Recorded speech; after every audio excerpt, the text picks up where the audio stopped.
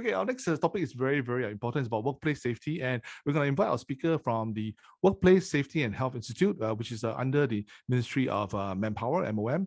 And the problem is about developing a workplace safety and health tech solution to detect and prevent falls. Our next speaker will be Mr. Alvin Tan Jiawei, a senior manager from in charge of WSHI technology at the WSHI, the Workplace Safety and Health Institute. And Alvin has been with in the field for over 10 years.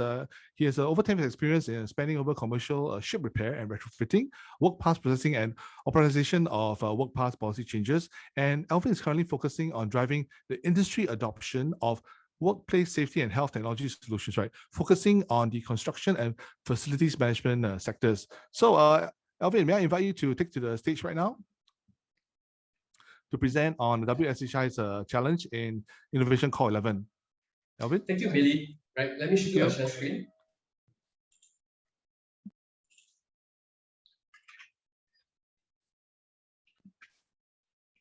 Okay, your slides look good, Alvin. Yeah. Thank you so much. And first of all, thank you everyone for being here, for interest to our tech challenge to detect and prevent fall pipes and slip trip falls in construction. And I'm honored here to be here today to share with you our problem statement. So before I start, maybe I just give a bit of background about who we are. The WSHI, the Workplace Safety and Health Institute, is part of the Occupational Safety and Health Division in the Ministry of Manpower. So we work very closely with other departments within the Occupational Safety and Health Division and the Workplace Safety and Health Council, WSHI. Now, we should focus on the three highlighted points, which is to uncover red flags, root causes and emerging WSH issues through data, develop industry assessment tools, and to improve WSH through the use of technology. So now you may be wondering, why slip trip falls and fall from heights. And to give a better appreciation of why our problem statement was targeted at these two areas, we'd like to share that these two injury types have been the most common in the construction sector. In 2020 alone, 4 out of 9 fatal injuries were contributed by falls from heights, and STF and FFH were the top causes of major injuries for many years. Due to the high-risk activities and the dynamic work environment, the construction sector continues to face today one of the toughest challenges in managing workplace safety. So WSHI, with support from the Singapore Contractor Association Limited, is seeking an integrated WSH tech solution to detect and prevent fall from height and slip trip fall in construction sites. So we envision that this technology will use a combination of current technology like video analytics, wearables and apps, but not just limited to these three, and to be able to detect unsafe conditions, unsafe worker behavior, and near misses to alert authorized personnel to facilitate early intervention and prevent accidents from happening. So this technology can integrate with back-end systems like the electronic permit to work system and other risk assessment or risk management systems to identify which are the high-risk work and high-risk areas. So some examples of the fall from height and STF risks that we want to look out for are things like open sites, unsafe barricades, and unsafe cover openings, or carrying out scaffolding works without proper guardrails. STF hazards can also be things like poor housekeeping, wet or slippery floor, or obstruction to walkways. We also want to detect behavior like a STF or near miss, whereby the worker almost fell but managed to regain its balance, and fall from height risks, such as when workers are working at height but fail to attach their safety belt or body harness to a safety lifeline. So other dangerous behavior that we want to detect are things like workers removing the barricade or climbing over the barricade itself. For this Open Innovation Platform Challenge, we will work closely with the Singapore Contractors Association to identify suitable test-bed construction sites for you to gather data and test your algorithm so that you can then increase the accuracy of detection and lower the number of false positives. So in this proposal, you want to consider how to best make use of the resources provided to you and how you want to set up the construction site to carry out the development of your prototype. And you may even want to have your models ready before you move on to the trials.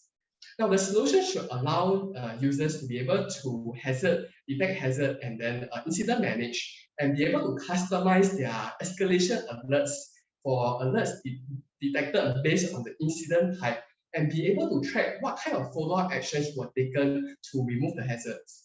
By using information on where these hazards are and which workers are performing unsafe acts and where the unsafe conditions lie, the project manager and supervisor can then engage the contractor to remove the hazards or correct the workers' risky behavior. So we think it may be useful to also share some of the requirements that you can include in the proposal to make it more attractive to construction companies.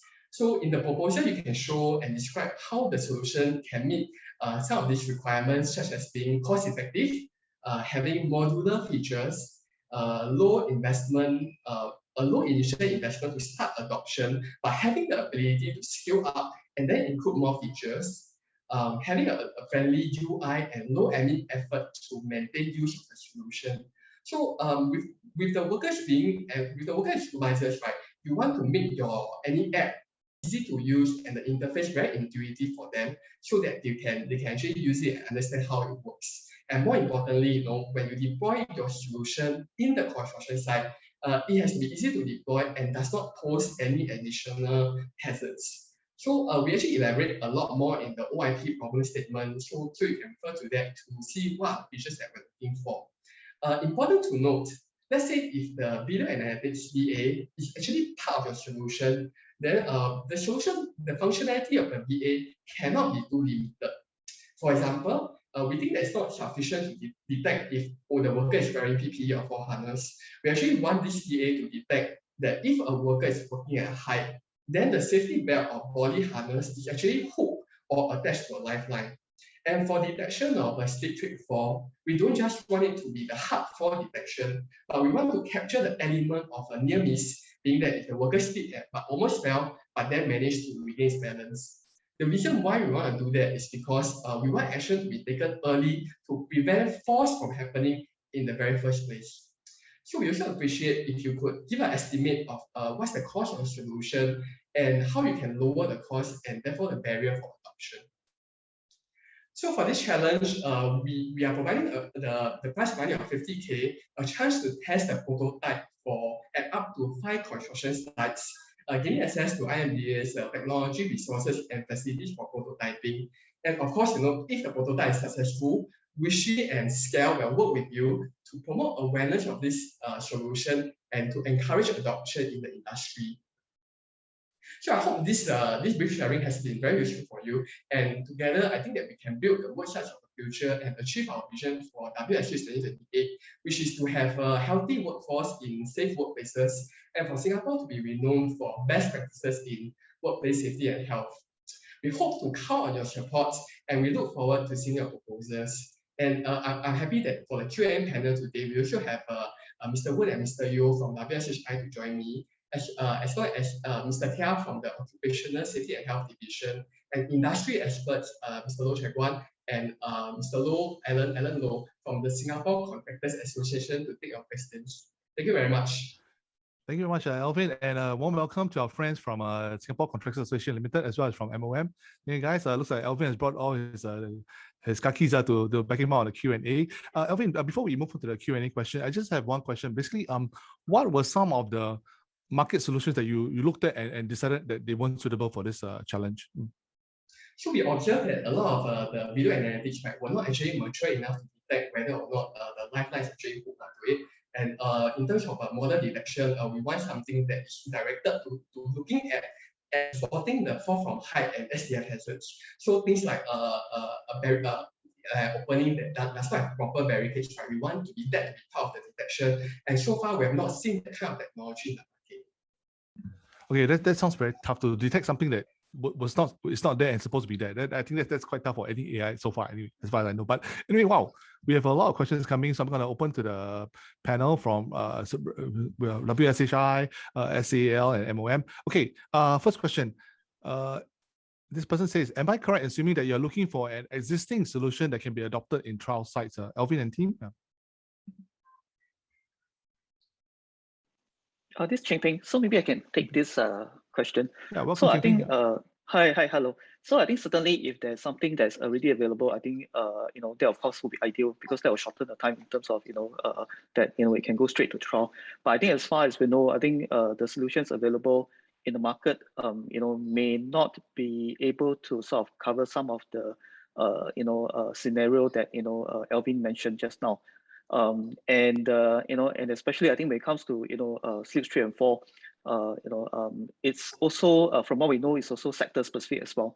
So while the certain sector may be doing certain kind of work with certain kind of actions and motions, the AI will need to be tailored to the work of that sector as well. So what we're looking at is something that is specific in this case to construction, so that the accuracy can be high, and the solution can be robust for application and for confidence, to have the confidence and for the companies to adopt the solution. Yeah. Okay. Thank you, Ching Ping. I believe we have quite a few tech solvers who are qualified in this area based on my previous experience. Okay, we have two questions from this gentleman called JJ Price, and they're quite interesting questions. So I'll go with the first one. Do we need to solve for the worksite hazards and unsafe conditions and the unsafe worker behavior?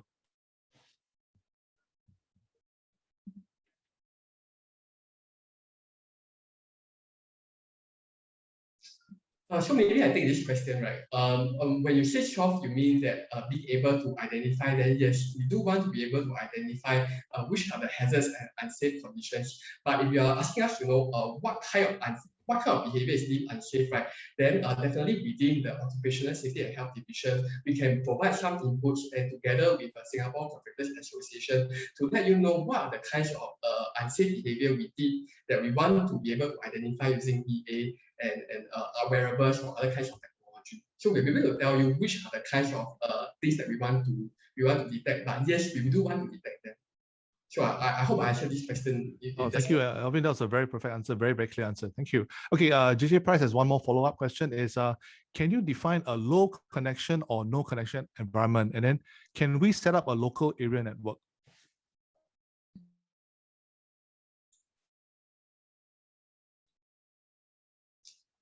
Right, so I think every construction site has a kind of different environment, and we do know that for some underground conditions, it may be harder to get the connection, and that is some of the feedback we hear from vendors that connectivity can be a problem. So let's say if your solution, right, needs some kind of connection, but then there's very low Wi-Fi, right?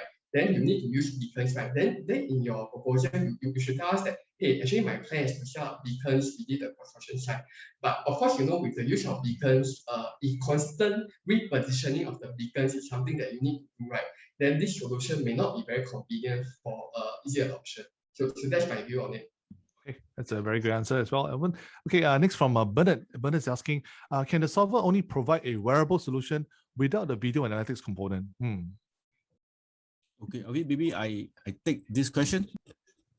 Go ahead, please. Okay, I think as Alvin has mentioned, we are looking for proposed solution. So any solution, actually, we are not limiting to wearable, or we're not limiting to VA. If you can come with a third solution, fourth solution, by all means. But I think the main purpose is that we want to detect something that happened before somebody get injured. So we call it a pre-contact condition. That means before I walk near an open site, to have a chance to fall out, is there a way to alert people that, oh, there's an open site there, or there's a floor opening there? Rather than I only catch hold of the condition whereby this person nearly lost his balance and fall. So a wearable might have this kind of limitation. So, but you have wearable that can detect pre-contact losses. Why not?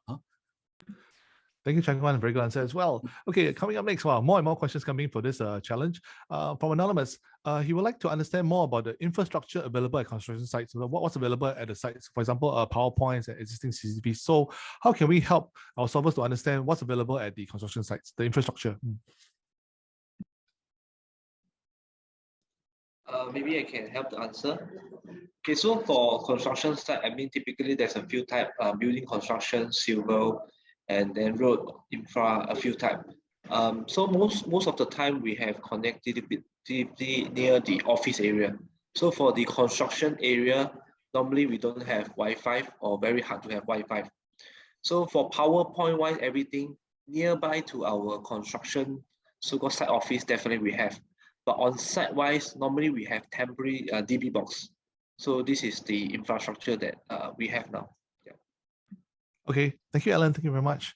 Okay, Anonymous also asking, will there be images provided to train the model? I suppose it's the AI model.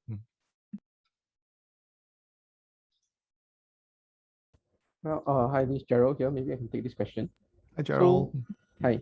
Yeah, so in terms of images, I think we can provide some, but I think majority of it will probably have to be taken on site depending on the whichever site that is being allocated for the prototype and for trialing.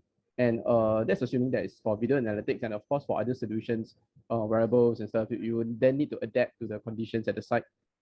See how the site, because it may differ from site to site. I mean, even if you provide some pictures, the training might not be that great, you know, it's only for certain conditions. So I think it's better to have it adapt to a particular condition and for it to be able to scale to other sites as well.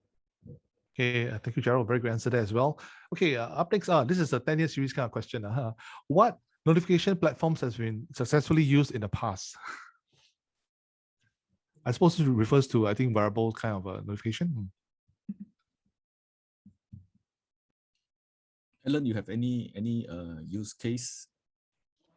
Okay, so from what I'm aware, actually there's a lot of technology bits and pieces.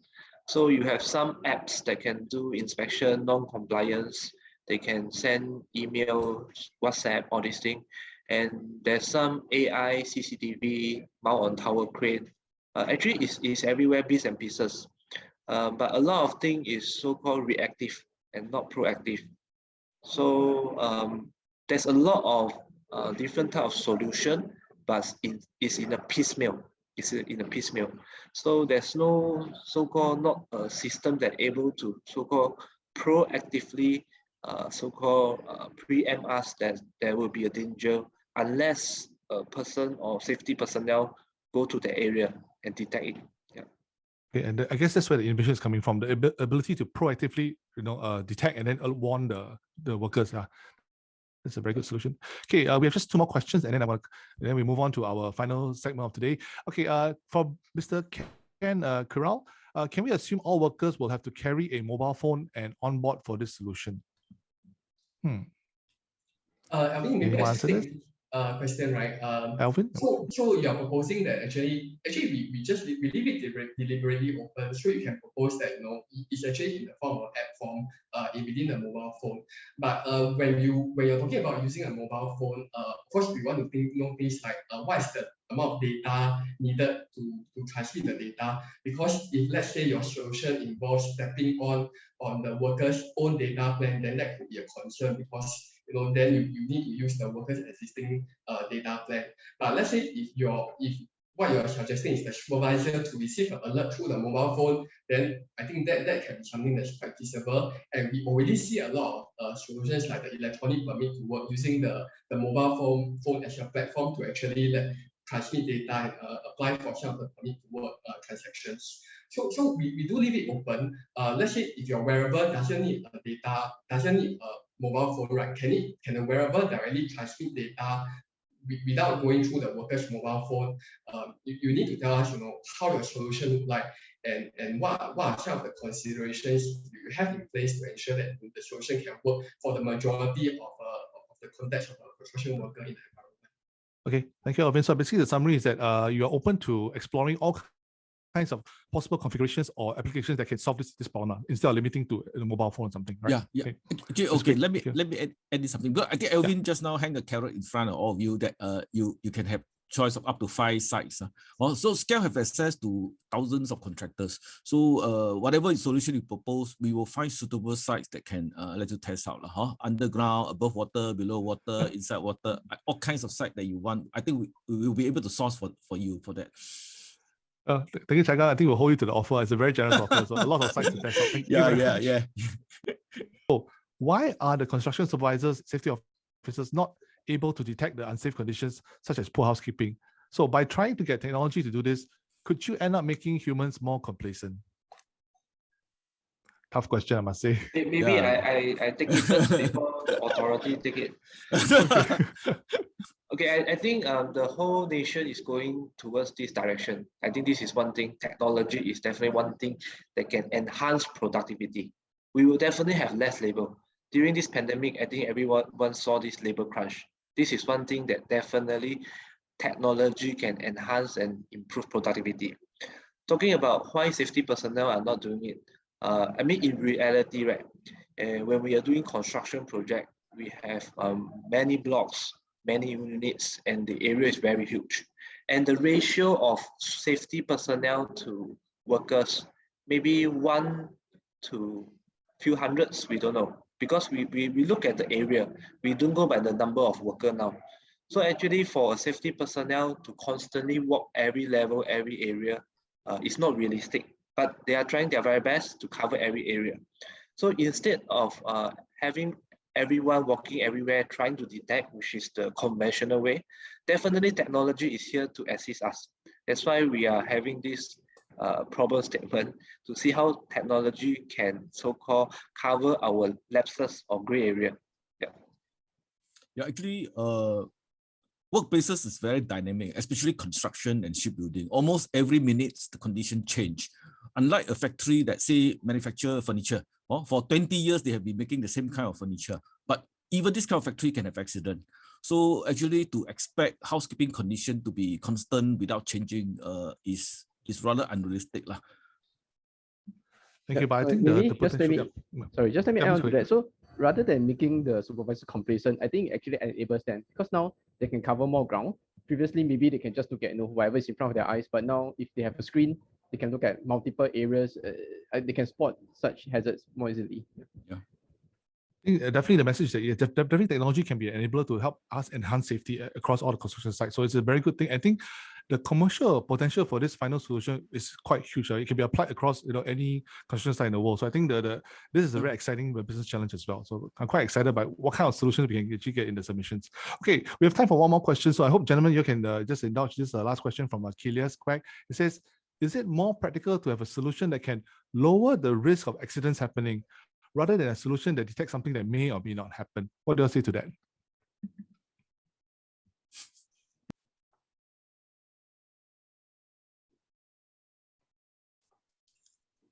Actually, okay, I take this. Okay, actually, the chance of accident happening depends on the condition, the unsafe condition and the safe act. So rather than reducing the chance of accident, I'll rather reduce the chance of unsafe condition and unsafe act.